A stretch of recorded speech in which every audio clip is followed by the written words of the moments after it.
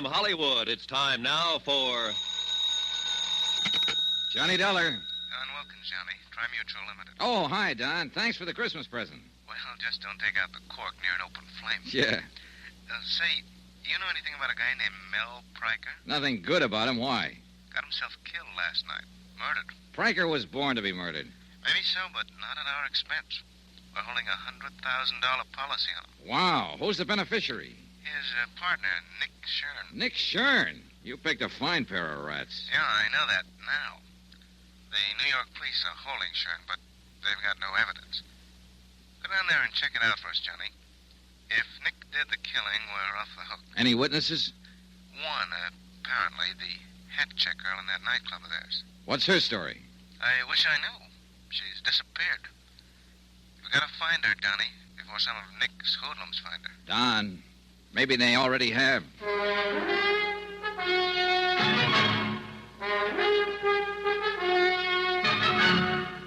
Tonight and every weekday night, Bob Bailey in the transcribed adventures of the man with the action-packed expense account, America's fabulous freelance insurance investigator. Yours truly, Johnny Dollar.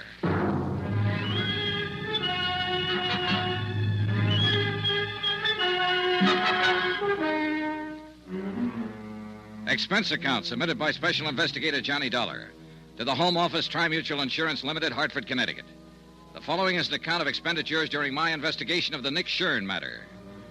Item 1, 2280, transportation to New York, tips and incidentals, and taxi fare to the office of Lieutenant Ed Rafferty, Homicide Division, the man in charge of the case. Oh, hiya, Johnny. How have you been? Not bad, Ed. How's the homicide business? Terrible. Did you look at that teletype? Shoplifting. 5 complaints right in a row. The week before Christmas, that's all we get. Shoplifters. Mel Pryker wasn't shoplifting. Oh, you working on it, Johnny? Yeah, the insurance angle.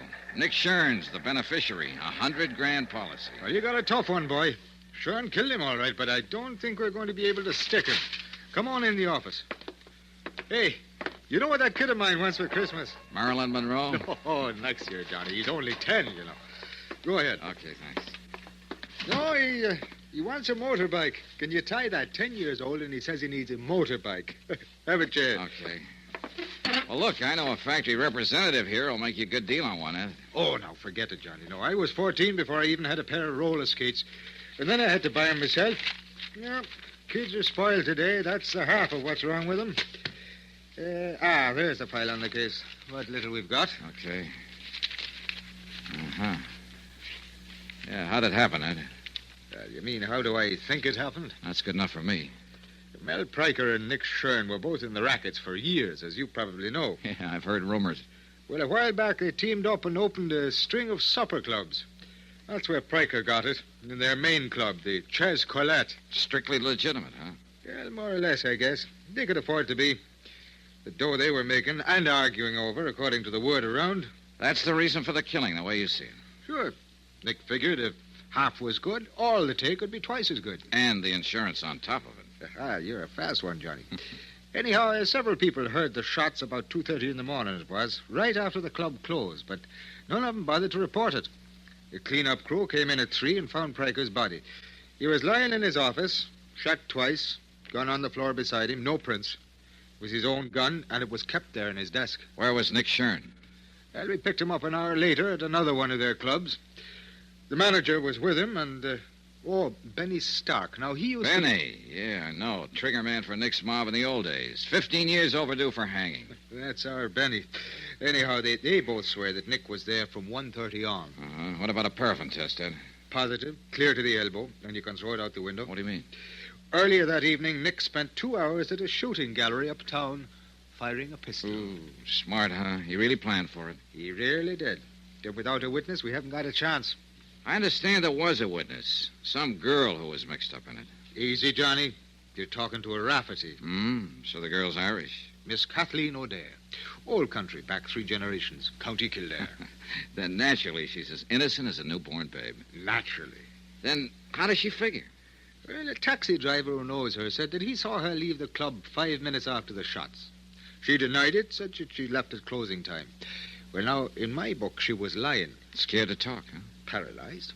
And with plenty of reason. You know Shurn's reputation. What about the cab driver? Oh, I changed his story. He said it might have been some other girl he saw. Oh, no, don't tell me yet. Let me guess. That's right. His name's O'Toole. Yeah. And I forgot to mention that Kathleen's pretty. Naturally. Anyhow, I let her go. I had to. And when I went around to talk to her this morning, she'd flown the coop. Any chance some of Nick's boys grabbed her? I don't think so. It looked more like she came home, packed in a hurry, took her kid, and blew. Kid? 8-year-old daughter. Irish and a mother, too. I was on sacred ground. Oh, I was fingering me gun. No, seriously, Johnny. Would you find her? She may be able to break Nick's alibi, and it's our only chance. And it might be her only chance. Nick Shurn's not the boy to leave a loose end lying around. I know. I've got 30 men checking bus depots, airlines. And no luck, huh? In this mess at this time of year, I'm a hard-boiled cop, Johnny. I've got no Christmas spirit. I'm glad it only comes once per annum. Well, there's not very much to go on, that's for sure. I'll see what I can turn up, Ed. Check with you later. All right, that's fine. Oh, by the way, Johnny. Yeah? About that friend of yours. What friend? The guy with the motorbikes. How would I be getting in touch with him? Oh, yeah, his name's Ralph Sterner. He's in the phone book office in the Mackley building. Hard-boiled cop. Well, the kid's only young ones. Yeah, sure.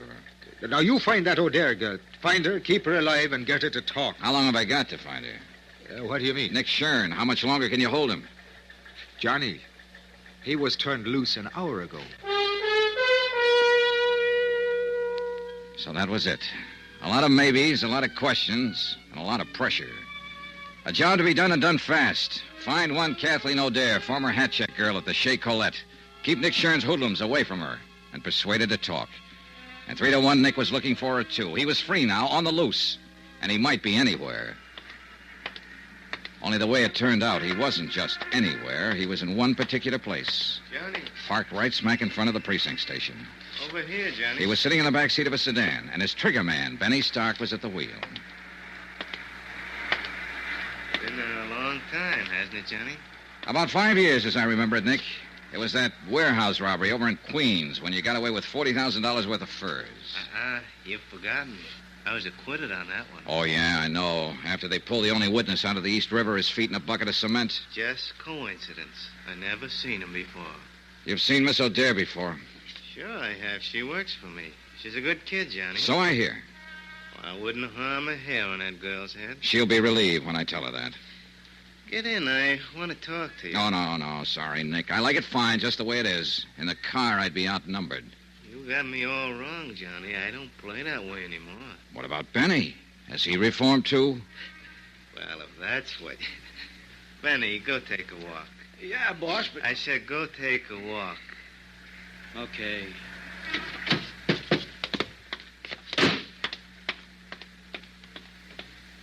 Get in, Johnny. Well, what's in your mind, Nick? You working on this case? Yeah, I'm on it. Why?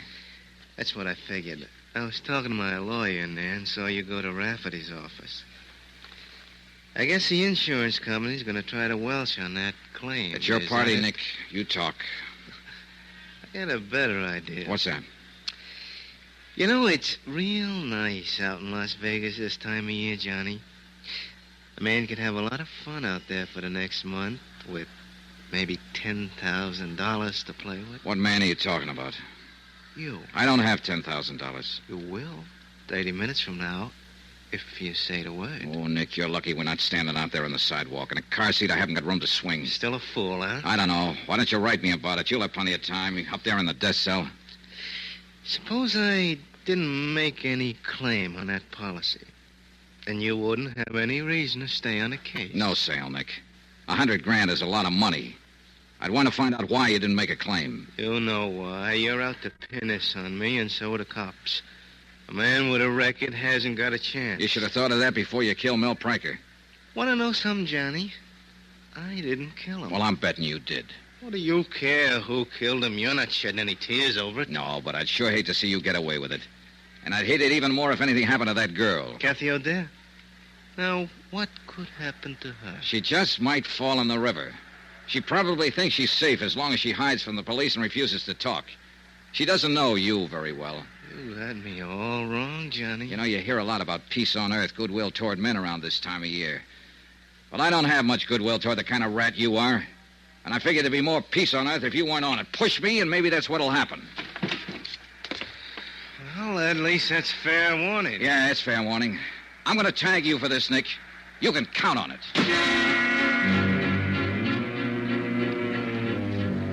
Expense account item 2, $2.40. Taxi to the East Side rooming house of Kathy O'Dare. I didn't have much hope of turning up anything. Ed Rafferty and his men had already been through the place inch by inch. But it was the only starting point I had. The landlady was out, and a uniformed policeman led me into Kathy's flat. I spent an hour and a half and got nowhere. I went through her mail, bills, advertisements, casual notes from men she'd met at the club. But nothing personal, not even a postcard. There were no pictures, photographs of Kathy or her daughter anywhere in the flat. She'd made a clean sweep, then left in a hurry. And obviously, she didn't mean to be found. But I had to find her, and fast. It was dusk when I left. The street lamps were on, and the colored Christmas lights in the windows along the block. Snow was falling in big, soft, gentle flakes, and there was a holiday feeling in the air. It was neither the time nor the setting for murder. Big contribution, son. Give a little something to help the poor. Oh, sure. How's it going this year, Santa? Oh, it's better than usual, but it just seems there's never enough to go around, no matter how... Well, bless you, son. Thank you kindly. Don't mention it. Good luck, Pop. Thank you, son.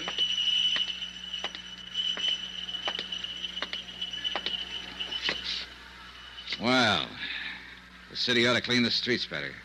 I've been waiting for you. Sorry, Benny. It's not my day for punks. Got some friends want to talk to you. Start walking, Johnny, down the alley. It's dark down there. Start walking. This ain't just my hand in my pocket. It better be, Benny, with 2 cops standing up there on the porch watching. What are you talking about? There ain't no cops. I smashed him in the mouth and knocked him flat. Followed it up and kicked his gun in. Got it. He rolled over, came to his feet, and rushed me. I was hoping he would.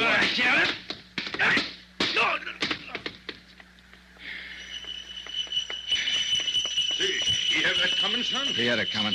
Well, he sure did get it. Yeah. Hey, you know something, Pop? I think Benny wants to make a contribution to help the poor. Well, he ain't saying no. Oh, he's a good boy, at the moment at least. Here you go. That ought to help some. 3, 4, $500. Put it where it'll do the most good. Well, Merry Christmas, son. Happy New Year. Yeah, same to you, Pop, and many more of them. Hey, taxi!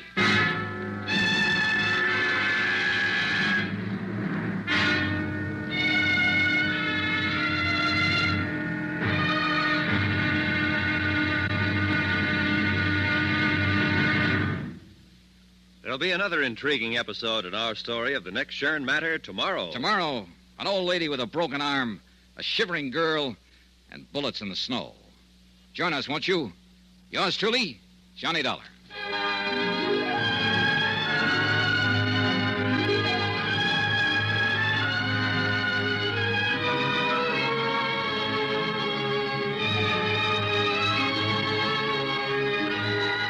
Yours truly, Johnny Dollar, starring Bob Bailey, is transcribed in Hollywood.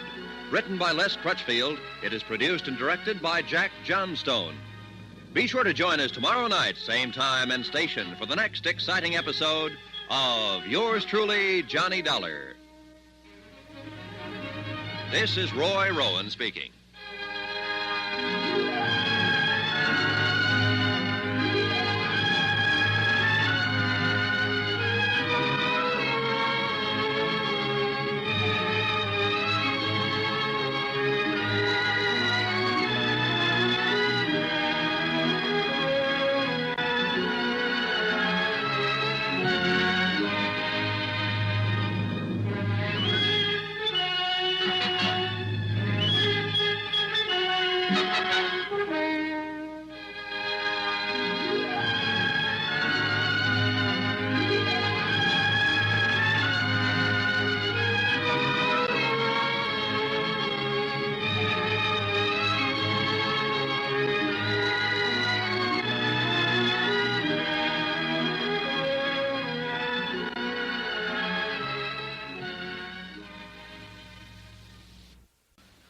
From Hollywood, it's time now for...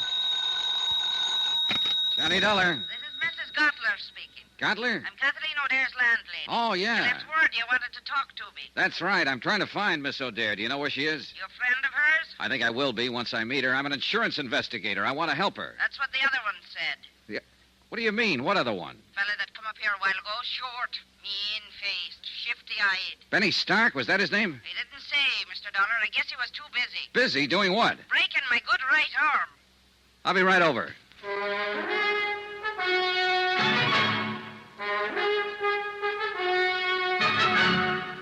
Tonight and every weekday night, Bob Bailey in the transcribed adventures of the man with the action-packed expense account, America's fabulous freelance insurance investigator. Yours truly, Johnny Dollar.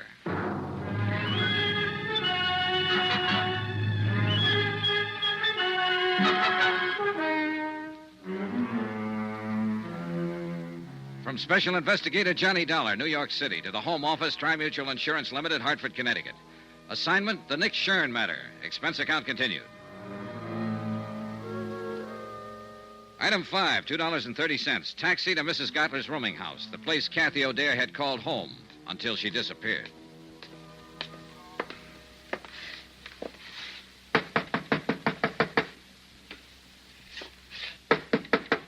Come in.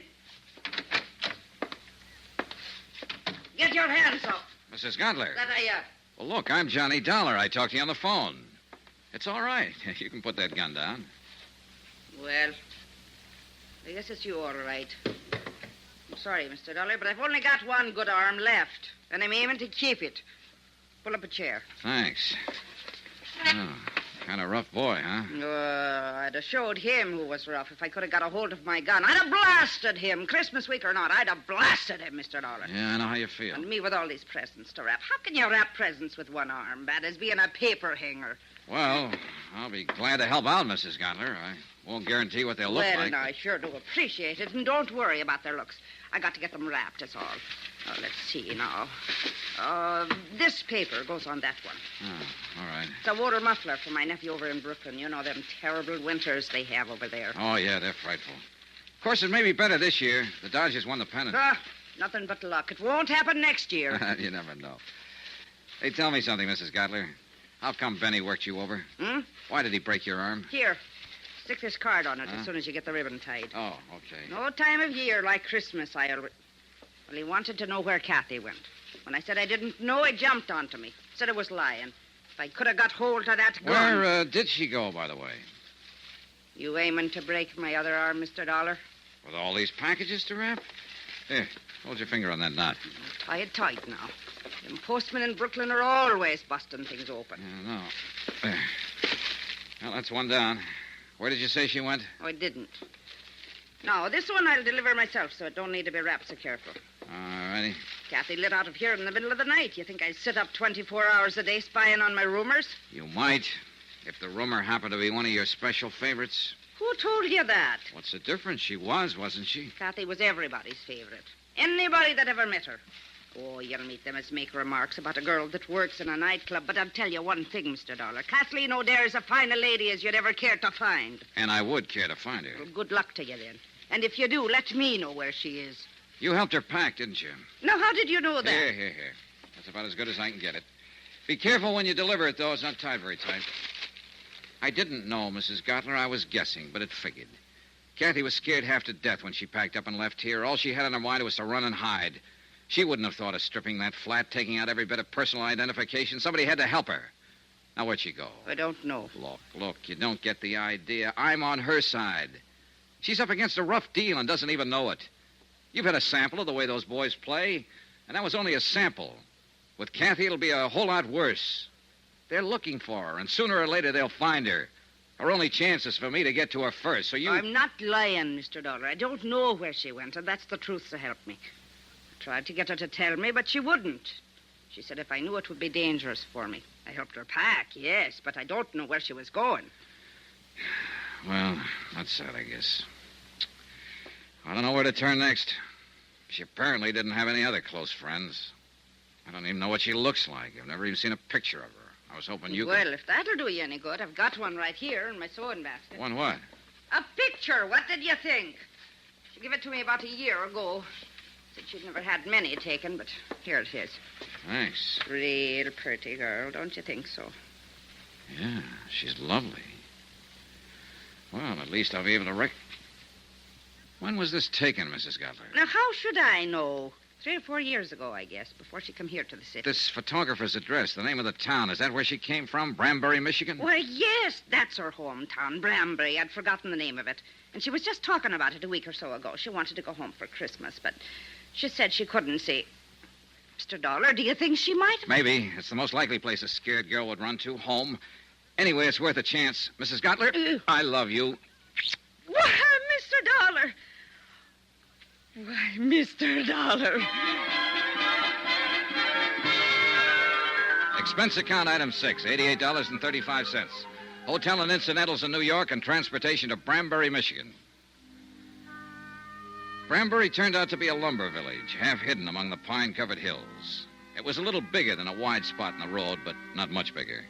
A foot of new snow had fallen within the past 24 hours. A fluffy white blanket lay softly on the trees and the housetops and filled the deep hollows in the frozen ground. Men in bright red flannel shirts drove horse-drawn logging sleds through the forest trails, and their shouts sounded sharp and clear, a crystalline tinkle in the icy air.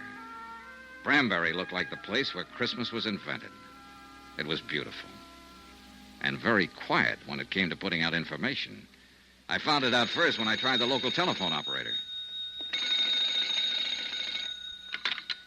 Number, please. I just checked in here at the hotel, operator. There doesn't seem to be a phone book, so... People steal them, that's why. Traveling people going through. Oh, souvenir hunters, I suppose. How's that? Look, I wanted to call the O'Dares. Could you It's put... not O'Dare's. There ain't but one. That's old Mike. Oh, and that's the one I want to call. Would you mind ringing him? Won't do no good. He ain't there. He's slabbing up at number 4 mill today. Well, actually, it's his daughter I want to talk to. Daughter? Yeah, that's right, Kathleen. Do you know her? Just growed up with her's all. Oh, well, would you You mind... a friend of hers? No, I've never met her, Where but you from? I came here from New York, What's but your name? Johnny Dollar. Now, will you please ring She Kathleen? don't live here. She lives in New York City. I know where she lives. And what give you the idea she'd be up here? I'm psychic.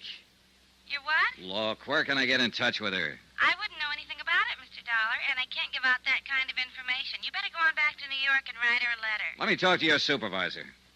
Supervisor? Well, I'm all there is, so I guess that's me. Start talking. Forget it. You're welcome. I got the same kind of runaround from the hotel proprietor. As soon as I mentioned Kathy, he suddenly forgot his own name, age, and the time of day. One thing's sure, this town took care of its own. I wondered if the law in Branbury would take the same attitude. I decided I'd better go find out. As it happened, I didn't have far to go. On the sidewalk in front of the hotel, the law came to me. Just a second there, mister. Hmm? I'd like to have a little talk with you, if you don't mind. All right. It's quite a change to find somebody here who wants to talk. I understand you just got in from New York. Here on business? Look, you know why I'm here. By now, everybody in town knows. Got any identification on you? Yeah. Have you? My name's Martin, Dan Martin. I'm the deputy sheriff in charge of this part of the county. Oh, then you're just the man I was looking for. Is that so? I'm Johnny Dollar, insurance investigator. I'm looking for a girl named Kathleen O'Dare. Do you know where she is? What do you want with her? I'm working on a murder case. She's a witness. Is there any kind of a charge against her? No, I just want to talk to her. What makes you think she's here? Are you a friend of hers, Mr. Martin? I've been in love with Kathy since we went to grade school. I'd be willing to die for her. Does that answer your question? All right, let me put it this way. You think you're helping her by hiding her out. All of you think so. But you're wrong. You're helping her right into her grave. Kathy doesn't figure it that way. She's scared. She doesn't know what she thinks. I know these boys who were after her. They don't play kid games. And sooner or later, they're going to find her. So if you love her and if you know where she is, you better take me to her before it's too late. I don't know. I don't know what it is Kathy's mixed up in. I didn't want to ask her. But I know it isn't the police she's afraid of. And I don't think it's you. No, at the time she ran out, I wasn't even in the picture. I'm on her side, too, Mr. Martin, and I've got to see her. Go talk to her father, old Mike. See what he thinks. He's not at home right now. Yeah, I know. He's out at number 4 mill. How do I get there? The county pickup truck is parked down the block.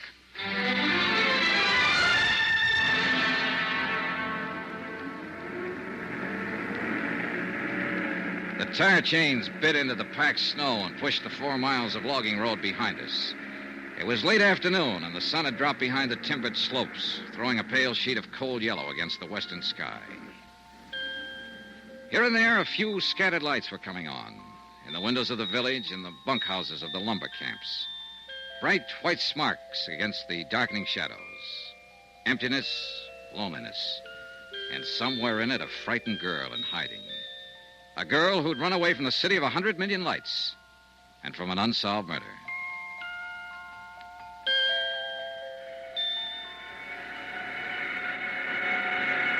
Mike O'Dare was winding up a job working at the big slabbing saw, and I stood by and waited for him to finish.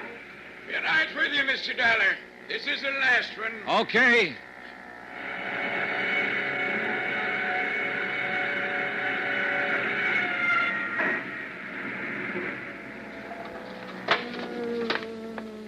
Well, that's the last of it now till after Christmas. Yeah, I'm sorry to keep you waiting. That's all right, Mr. O'Dare. My name is Johnny. Never mind. I know all about you. Dan Martin phoned. Said you was on your way out. Mr. Dollar, the answer is no. I see. I've thought it over since Dan called. Before I'd have anything happen to Kathy, I'd rather see 10 murderers going home. Now, look, hiding out won't help. As long as Nick Shurn is free, Kathy's in danger. He can't hurt her if he can't find her. I found her, Mr. O'Dare. Just by luck. There's not one chance in a million of... Sounds like a car. Ooh, the tarnation would drive out here this time of the evening. We walked over to the big doors. The car had stopped about 20 yards away. A man got out and turned toward us. I was standing under the dock light, so he recognized me before I got a good look at him. He jumped back in the car and went for his gun. Benny Stark. Get back, Mr. O'Dare. It was too dark to get a decent shot. I tried once more and missed, and the car disappeared behind the trees. Mr. Dollar, who was... Was that one of them? That's right, Mike. They found her.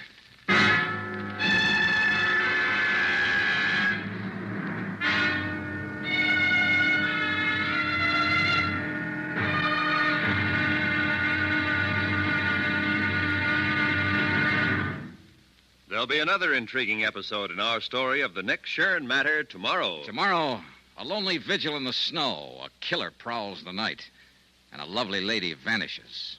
Join us, won't you? Yours truly, Johnny Dollar.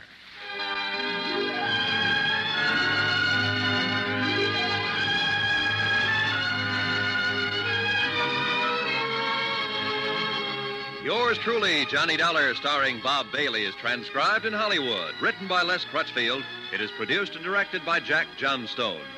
Be sure to join us tomorrow night, same time and station, for the next exciting episode of Yours truly, Johnny Dollar. This is Roy Rowan speaking.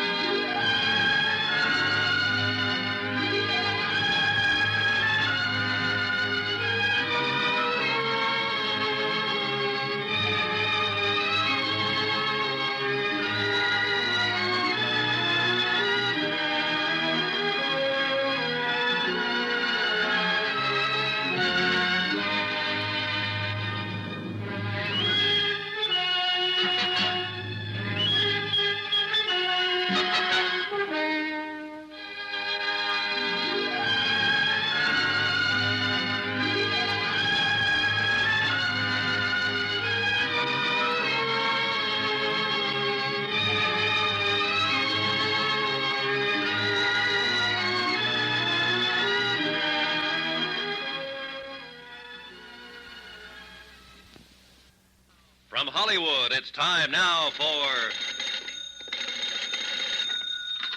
Johnny Dollar. Dan Martin here. I was up the street when you Listen, called. Sheriff, they've traced Kathy O'Dare here to your nice little town of Branbury. Who has? Nick Shurn's boys. One of them, a trigger man named Benny Stark, came out to the sawmill hill a few minutes ago. I traded a couple of shots with him, but he got away in a car. Did he head north or back toward town? Toward town, I think. You can't see the turnoff from here. All right, Dollar. You're packing a gun. Will you take the pickup truck and block that turnoff? Hold it until I can get somebody out there to relieve you? Right. How many deputies you got? Deputies? Uh-oh. What about volunteers? Is this Benny Stark the man Kathy's afraid of? He's one of them. Then I'll have volunteers. 20 men within a half hour, armed with deer rifles. And every one of them a dead shot.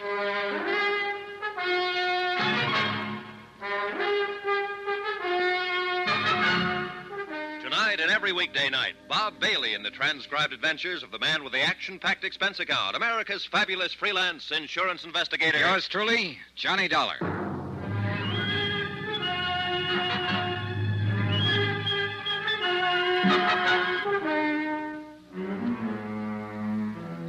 From Special Investigator Johnny Dollar, location Branbury, Michigan, to the Home Office, Tri-Mutual Insurance Limited, Hartford, Connecticut. Assignment, the Nick Shurn Matter, expense account continued. Item 8, $3.60 for 2 packs of cigarettes and a pint of Applejack, borrowed from the foreman's locker at the sawmill. I figured these as standard equipment for holding down a roadblock at 10 degrees above zero. And Mike O'Dare agreed with me 100%. Well, I'll tell you one thing. They can make it out of corn, rye, barley, make it out of gold if they want to. But they'll never come up with anything better than what they make out of apples. Here, have a short one, Johnny. No, thanks. I'll save it for later. Well, I'll just, It's got the taste of Indian summer in it. You ought to see this country around that time of year, Johnny. Breaks your heart, it's so beautiful. Well, it's beautiful now with the snow on. And it would be more so if there wasn't a killer running loose in it. Johnny, I want to ask you something about my daughter. And I want you to answer me honest. All right. It's no use trying to fool you. She's here, all right. I know. But she hasn't told me what it was that happened in New York.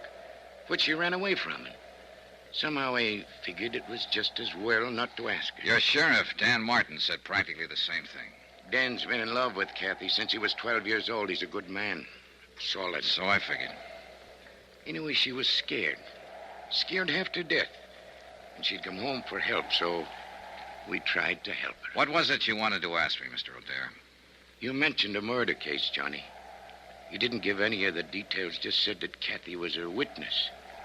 Is she mixed up in this murder?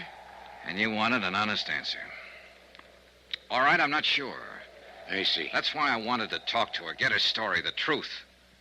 I realized from the start she might be guilty.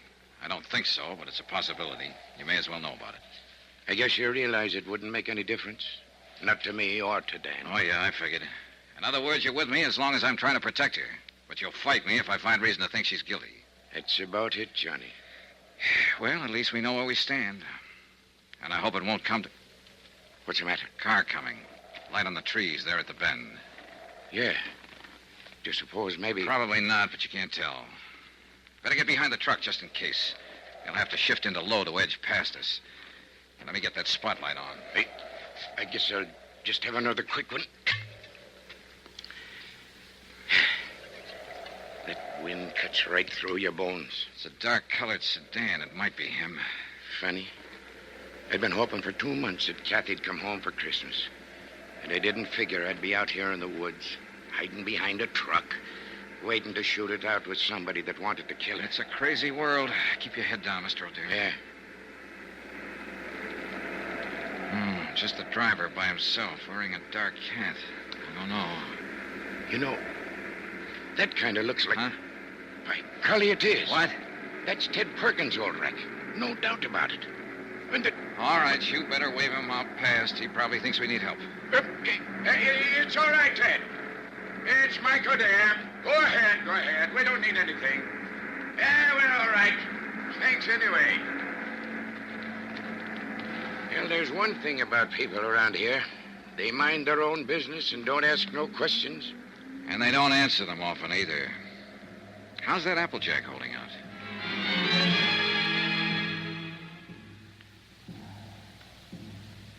Two long hours went past. Only 3 cars came out from the village. And each time a long moment of tension while we waited to identify the occupants. But all of them were townspeople. Benny didn't show. One truck came down the logging road from the back hills loaded with dwarf spruce and fir.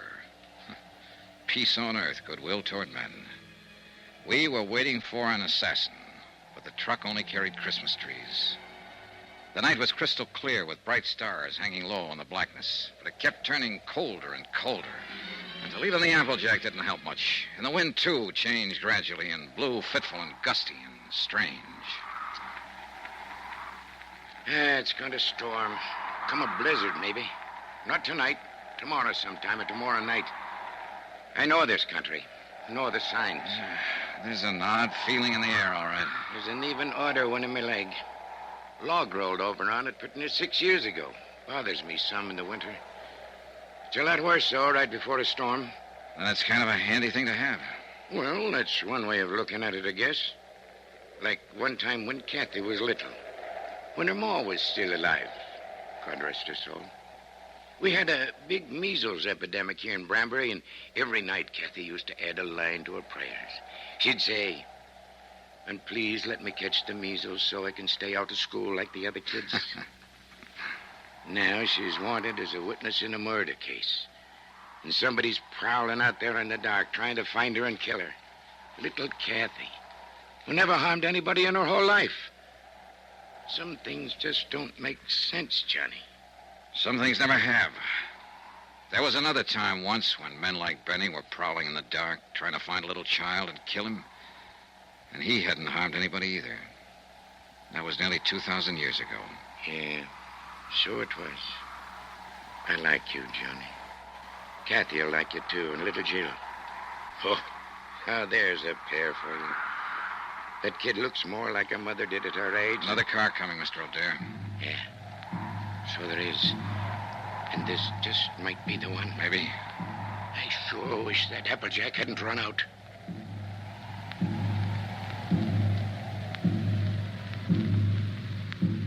But it was only a couple of men Deputy Martin had sent out from town to relieve us and take over. Big men, calm and quiet, wearing plaid mackinaws and heavy-laced boots and carrying Winchester 94s over their arms. They told us Benny Stark had been seen. He'd come up from the west, driven onto one of the roadblocks unexpectedly. In a flurry of shots, he'd broken through. The men couldn't understand his persistence. They thought he'd run for it, get out of the area once his presence was known. I didn't bother to explain, to put him straight, but I knew Benny had never run, not now. He was a trigger man, a professional killer with a reputation at stake. And he had his orders to silence Kathy O'Dare. A half hour later, we were back in town, turning into the main street around the village square.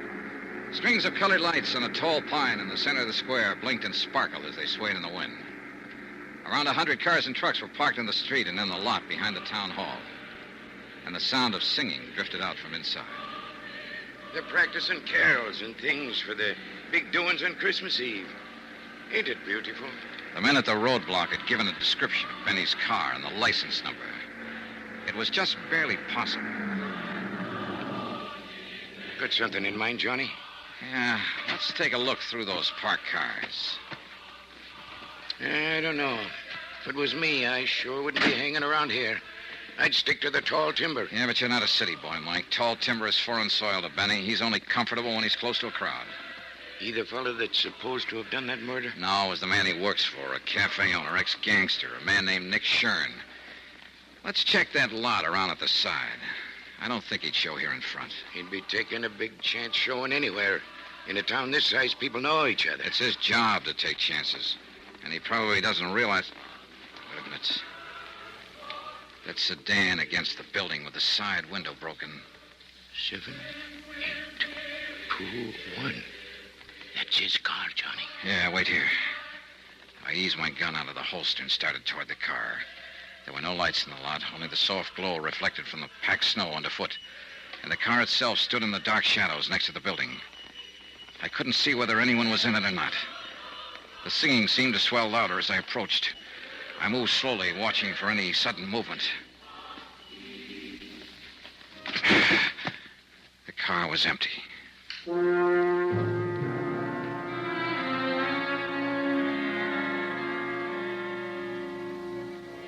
It was time, past time, to talk to Kathy O'Dare. And with the pressure tightening, the danger close to home now, her father was ready to take me to her. We drove over to Dan Martin's house, where it turned out Kathy and her daughter were staying. Dan's mother had been looking after her. Dan was there when we arrived, busy on the phone. Yeah, I know the car all right. The one Jed bought last spring down in Bay City. 7392. Where was it parked? All right, keep an eye out, Charlie. So long. Benny Stark has stole himself another car. Huh? Took Jed Wharton's station wagon. Well, what for? That was a better one he had. Charlie says the steering gear was sprung. I guess it happened when he crashed that roadblock. Well, how's Kathy and the young'un? Oh, fine. They're asleep upstairs. Mom's next door helping Mrs. Barton stuff a turkey. Johnny, you figure it could wait till morning. I'm sorry, Mr. O'Dare. I've got to talk to her tonight. All right. I'll go wake her up.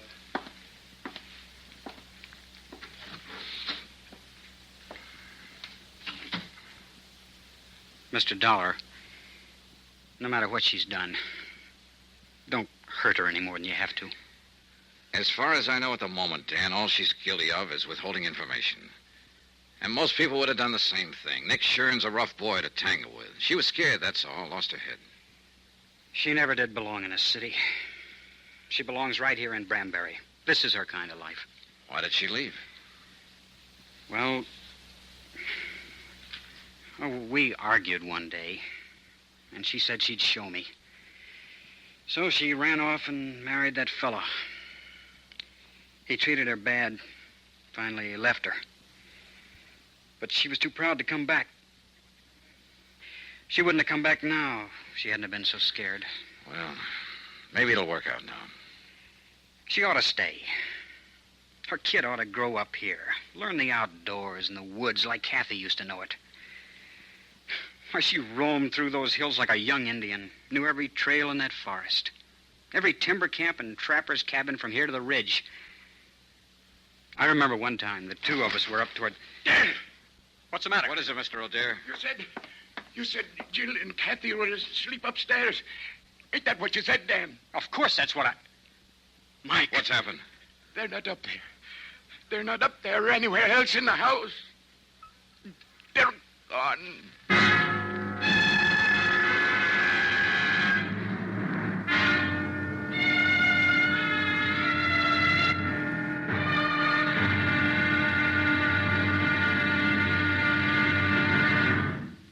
There'll be another intriguing episode in our story of the Nick Shurn Matter tomorrow. Tomorrow, a little girl who believes in Santa Claus, a big girl who believes in very little, and both of them facing death. Join us, won't you? Yours truly, Johnny Dollar.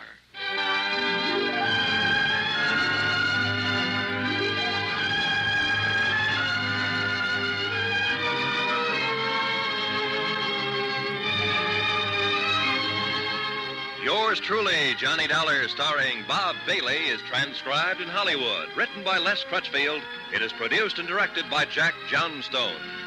Be sure to join us tomorrow night, same time and station, for the next exciting episode of Yours truly, Johnny Dollar. Roy Rowan speaking.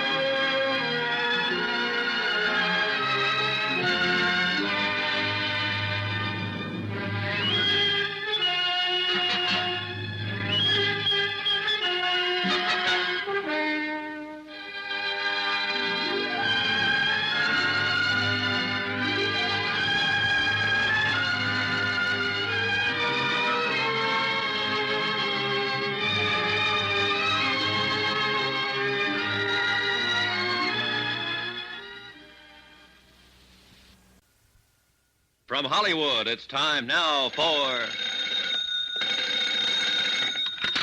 Johnny Dollar? Mike O'Dare, Johnny. Any sign of Kathy? No, the boys at the highway turnoff haven't seen her or Benny, either one. Not a soul out that way in the last hour. What about there at the sawmill? Nothing, Mike. No fresh tracks on the logging road, no sign of her. And the worst thing is it's starting to snow again. Yeah, here in town, too. Dan Martin just phoned. No luck. She hasn't shown up at any of the roadblocks. She's around somewhere, and we've got to find her. We will, Mike. And it's got to be fast, Johnny. There's a blizzard coming up, and that gunman Benny Stark is around, too. Maybe he's already found her. Maybe he even took her from the house, her and Jill both. Maybe she didn't get scared and run. Maybe it was him. Maybe he's Mike, stop it. That kind of thinking is not going to help any. Well, what is going to help? I don't know, but I've got a half-baked idea, and I may be right. Stay there at the house. I'm coming back to pick you up. And one thing you can do while you're waiting. What, Johnny? Pray.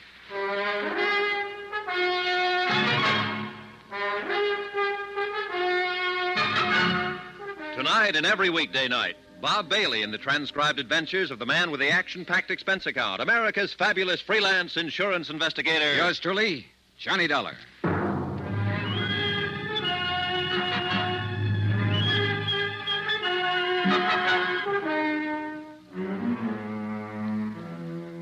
From Special Investigator Johnny Dollar, location Branbury, Michigan, to the Home Office, Tri-Mutual Insurance Limited, Hartford, Connecticut.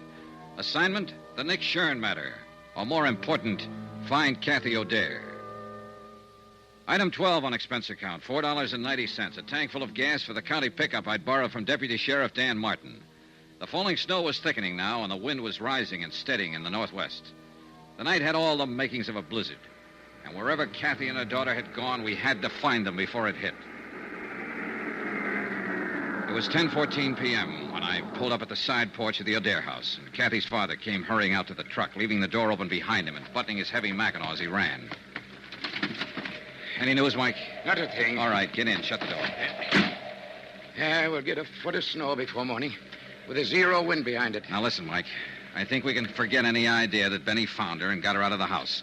In that case, she wouldn't have taken your car. He's already got one. I know. I thought of that. And he wouldn't have given her time to dress herself in jail the way she did, with heavy clothes and snow boots. And she wouldn't have taken the rifle. Then what has happened? She knew I'd be there to talk to her sometime this evening. I think she lost her nerve, couldn't face it, decided to run again. Maybe so, but where, Johnny? That's what I want you to tell me. What? No, I don't mean you knew what she was going to do and where she was going to go or Then help how do you think I can tell you? Look, Kathy knew about the roadblocks Dan Martin set up to trap Benny Stark, knew where they were. So if she didn't want to be seen, then naturally she'd avoid them. She couldn't. Not if she wanted to get away, take the highway to Flint or Detroit. She'd have to pass one of them at least. But she hasn't passed any of them, so she's still in this area. And I don't think she ever meant to leave it. But then... Dan Martin said Kathy used to spend a lot of time in the woods when she was growing up. He said she knew every back trail in these hills, logging camps, trappers' cabins. She did. She used to worry the dickens out of me the way she... Yeah. Now, where would she go, Mike, if she wanted to hide out back in the hills somewhere? There's a lot of places. Chippewa Canyon's one. 3 or 4 timber camps abandoned in the winter. Some cabins along the... No, she couldn't make it. There's a roadblock before you get to the turnoff there. It's got to be someplace she could reach without being seen. Well, there's Barker's Flats. But that's 12 miles of a foot trail. She wouldn't try it in this weather, not with Jill along anyway. Then there's Lake Pine. No, it's over the other way. Pine Lake Road. Where's that? Runs northwest of town. Not much better than a wagon road. Dan didn't put a block on it because it dead ends at the lake about 5 miles out. What's out there? Nothing at the lake. But you can go on up Pine Creek about 4 miles on foot, and there's some cabins. Maybe a waste of time, Johnny. Let's get going.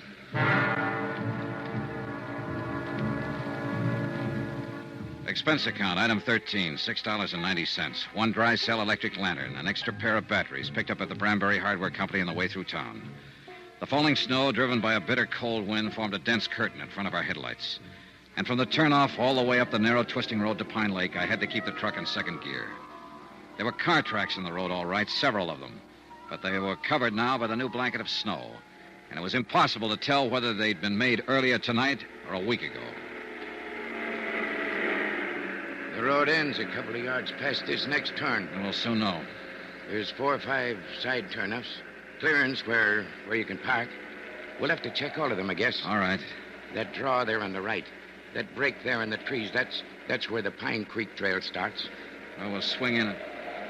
Mike, I guess we won't have to check those turnoffs. Huh? Is that your car over there under the trees? Yeah. That's it. I left Mike waiting in the cab while I went over to look inside the car. It was empty, abandoned. And there was no note, no clue of any kind to tell where Kathy had gone. I raised the hood and felt the motor block, ice cold. The car had been here for some time. I flashed the lantern on the ground and followed the faint tracks made by 2 pairs of snow boots. They entered the deep draw that led back into the hills, the start of the Pine Creek Trail. I snapped off the lantern and stumbled through the snow back to the truck.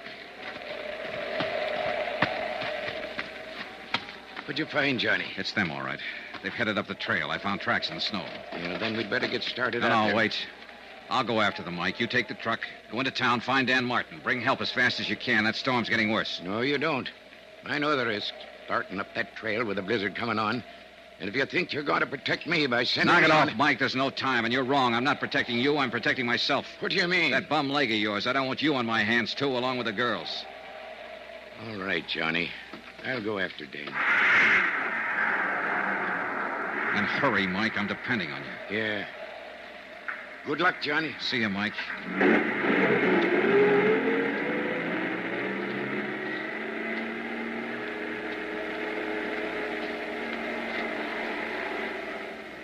I stood there in the snow watching the headlights of the truck move away. Finally, they swung around the bend and disappeared. And I suddenly felt more alone than I ever had in my life. I'd gotten rid of Mike deliberately, sent him away on purpose, because I hadn't told him everything. I could see no point in tearing his heart out. There was another car parked on beyond Kathy's, nearly hidden by the trees. Jed Wharton's station wagon. The car that had been stolen by a killer named Benny Stark.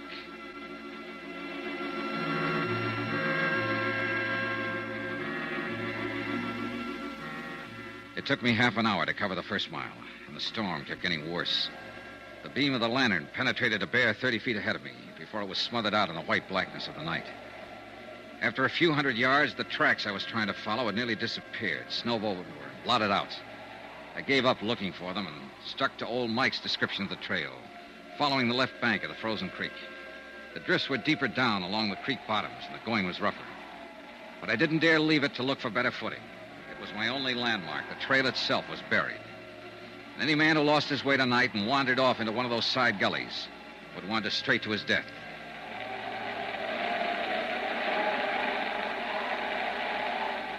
An hour passed, then an hour and a half, or 2 hours maybe. I lost all track of time and distance.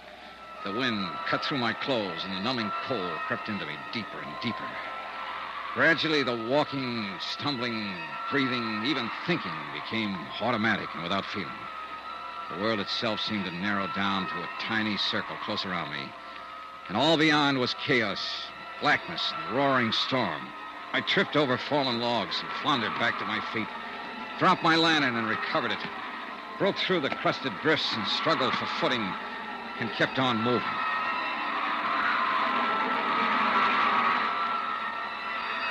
In the weird nightmare of the blizzard, I could hardly recognize reality when I came face to face with it. When the beam from my lantern touched him, crouching by a tree a few yards away, I could barely accept him as being real. He'd been watching my light as I approached, waiting for me. It was Benny Stark with his gun leveled and aimed. Don't be a fool, Benny. Drop that gun!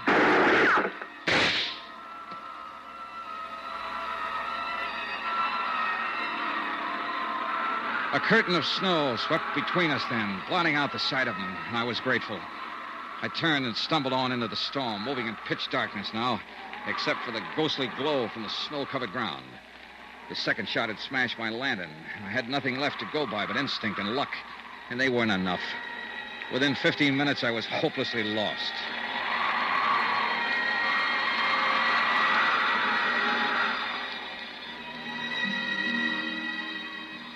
That's when I started hearing the music.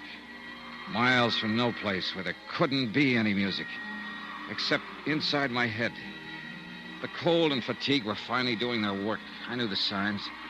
The next step was to start wandering in circles, smaller and smaller ones, and the last step, to drop exhausted and go peacefully to sleep. Peacefully and permanently. But the sound kept growing louder, and I moved in the direction it seemed to be coming from. It couldn't be just illusions. It had to be real. Hello! Hello there! Then suddenly, only a few yards away, a brilliant blaze of light exploded from the darkness. And it seemed that a golden-haired girl was standing in the middle of it. And for a moment, my sanity tottered. Who's out there? My golden vision was wearing blue jeans and a flannel shirt and was holding a rifle. She looked exactly like the photograph I'd seen of Kathy O'Dare. And the blaze of light came from an open cabin door. Who is it? Speak up or I'll shoot. Oh, thank heaven. Hold it, Miss Dare. It's Johnny Dollar.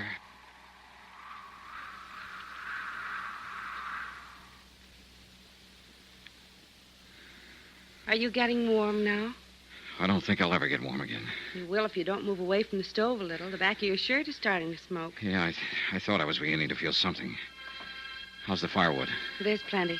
And plenty of food. And a radio.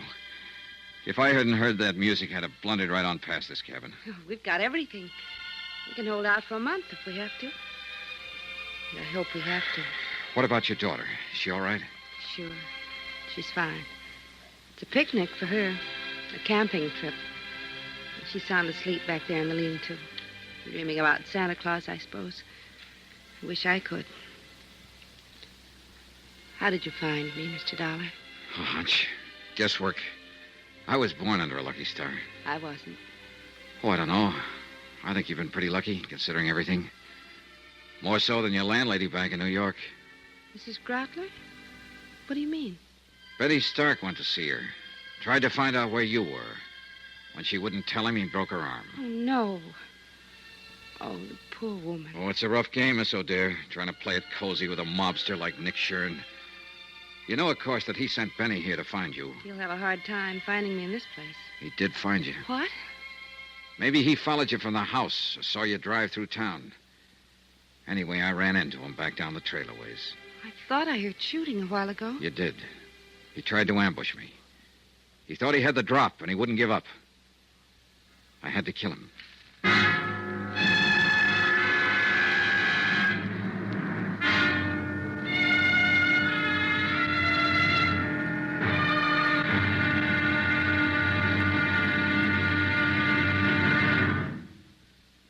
There'll be another intriguing episode in our story of the Nick Shurn Matter tomorrow. Tomorrow, the showdown.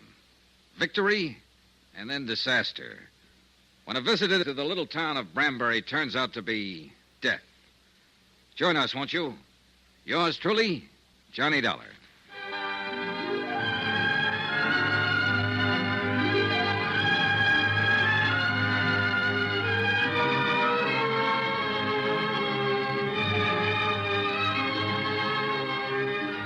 Yours truly, Johnny Dollar, starring Bob Bailey, is transcribed in Hollywood.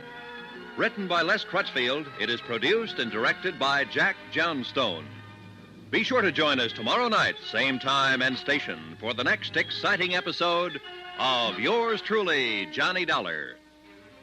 This is Roy Rowan speaking.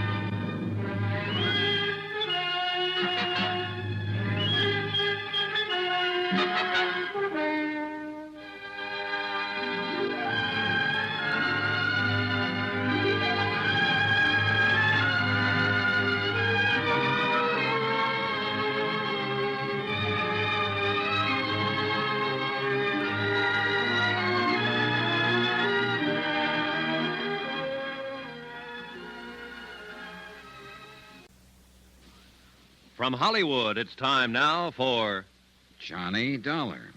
Johnny Dollar? Spell it. JOHNNYDOLLAR. That's not right. You forgot to capitalize. Hey, you're right, honey. Let me hear you spell your name. Okay. Capital J-I-L-L, Jill. Capital O, apostrophe. Apostrophe. I never can say that. Capital D-A-R-E, O'Dare. Of course, my last name's actually something else. I forget. But my mother says I'm really an O'Dare. Not the least doubt about it. I could see it in a minute. I like you, Johnny Dollar. And I kind of like you, too, Jill O'Dare. You think my mother's pretty?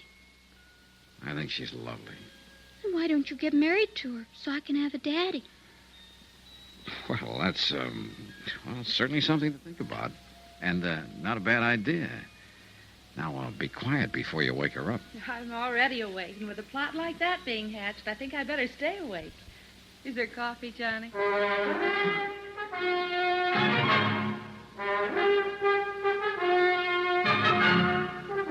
Tonight and every weekday night, Bob Bailey in the transcribed adventures of the man with the action-packed expense account, America's fabulous freelance insurance investigator. Yours truly, Johnny Dollar.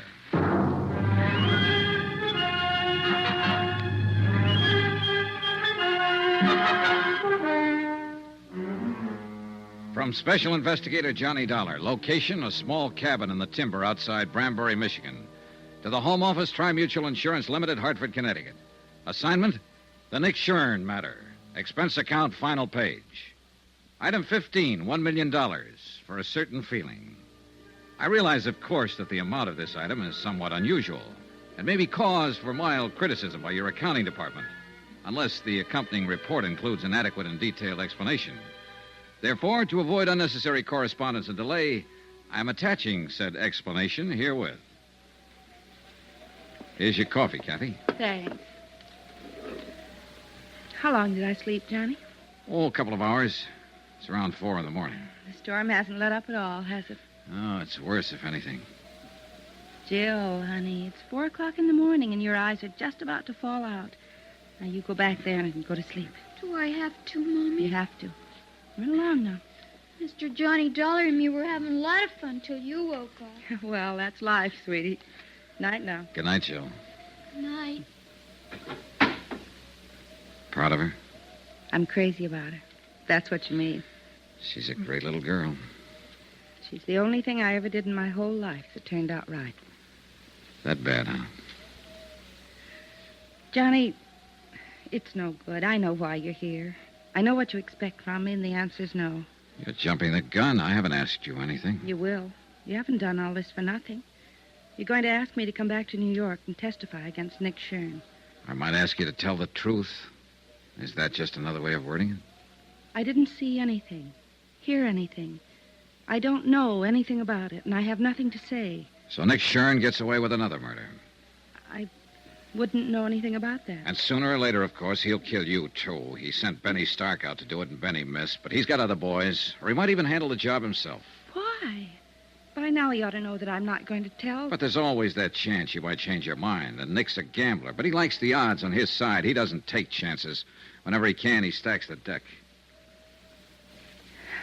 I wish I could help you, Johnny. But I don't know anything about it. I left before it happened.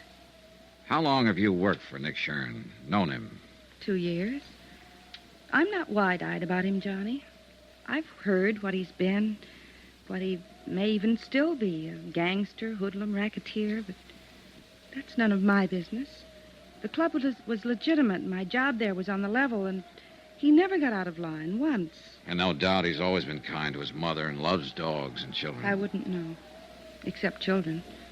He's crazy about them. He was always buying something for Jill, asking about her. And he also shot and killed Mel Pryker. I couldn't say. I see. Well, you're letting a lot of people down. People here in Branbury that you grew up with, people that love you, your father, Dan Martin. What have they got to do with it? You know, it's a great country up here. I'd like to spend more time in it. And it's big country, big and beautiful and dangerous, like that blizzard outside there. It's not the kind of country that turns out cowards. Cowards? Your father said something yesterday, that some people belong in cities and some don't, and that you're one of the second kind. He was right. The city's made a coward of you. You don't understand. And they know it, old Mike, Dan, all of them. Of course, they'll never mention it. But you're letting them down, and they know it. And you know it, Kathy. They don't have a daughter to think of. It's not her fear we're talking about, it's yours. All right, I'm scared. I've got reason to be. It's easy for you to talk. You don't know what fear is, what it can do to you. I don't. It can push you and drive you and make you do things you hate yourself for. And it can destroy you. How would you know? How would any of them know? Who haven't felt it, who haven't been there. Kathy, you're not alone. We've all been there. It's not the fear that's important. It's the courage you bring up to fight it. I've tried. I've nearly gone crazy trying to think it out. But it always comes back to one thing. Jill. She's what counts. Nothing else matters. And if you love her, teach her to grow up without fear. Sacrifice anything if you have to, even your life, but teach her courage. There's nothing greater you could do for her. It's all right, Kathy. It's all right. It's all right. I knew what was right, Johnny. I knew all the time. Sure. Of course you did. All you needed was a little push. Want to tell me about it now? I was there at the club that night. When it happened, I stayed after closing. I had some presents for Jill, and I wanted to wrap them before I took them home. Nick and Mel Pryker were upstairs in the office. Nick was there? Yes. I could hear them arguing. They didn't know I'd stayed, and then... Go on. I heard Mel yell out. He said, "No, Nick, no." And then I heard the shots. Yes? I didn't even think. I ran up to the office. Mel was lying on the floor, and Nick was standing there with a gun.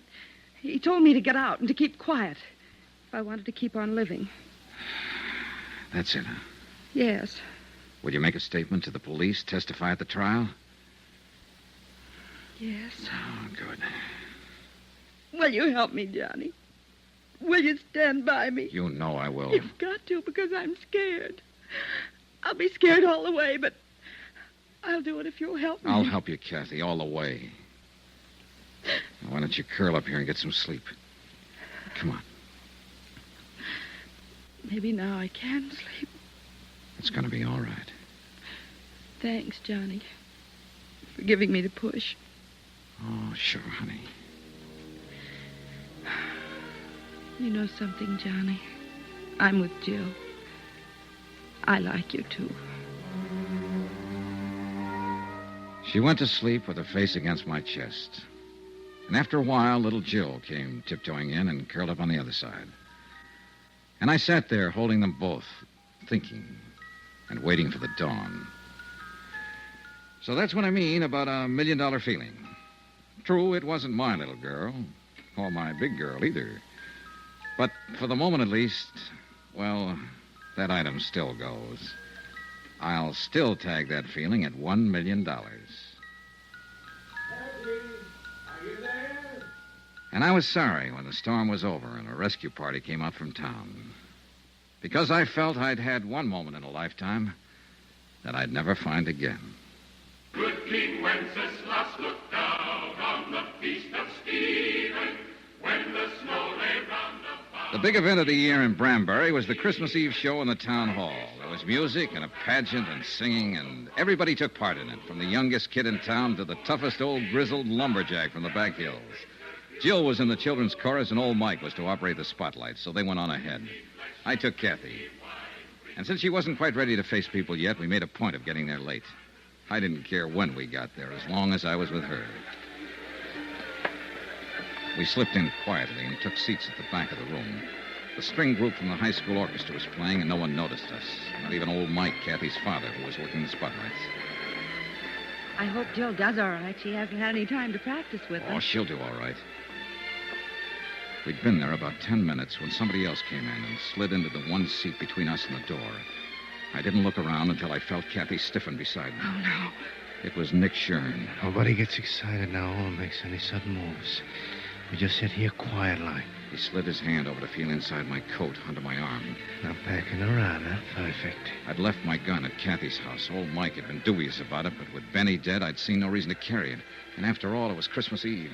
All right, now we're going to ease out of here now without attracting no attention from anybody. You're crazy, Nick. You're crazy. Shut up and just don't forget one thing, Dollar.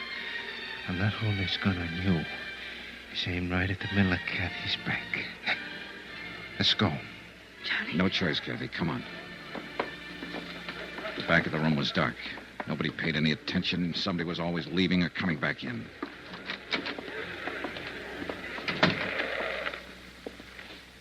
Come on.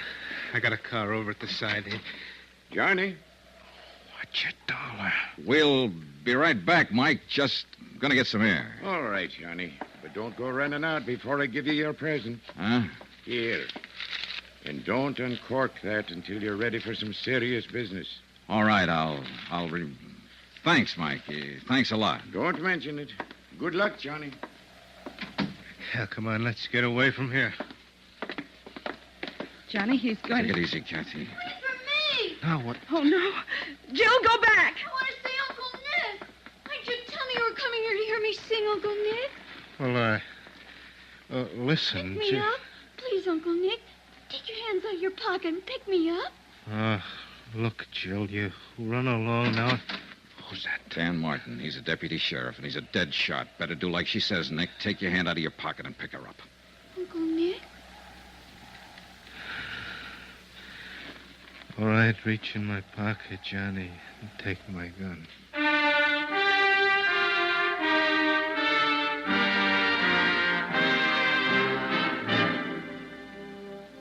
Later, Kathy and I walked around outside. We could still hear the children's chorus singing inside. Jill saved our lives tonight.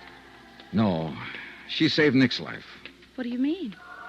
That present your father gave me, up there at the spotlights. He could see what was happening, and he thought real fast. That present was a gun. Then you... I had Nick covered from the time we stepped off the porch. I'm glad he didn't move. I'm glad it happened like it did. Yeah, so am I. I thought we'd never see those stars up there again. You kept hold of yourself, Kathy. You showed a lot of courage. No. But maybe I can learn to show it. I was just thinking, Johnny, looking at the stars up there. There was fear in the world then. 2,000 years ago. And he had courage.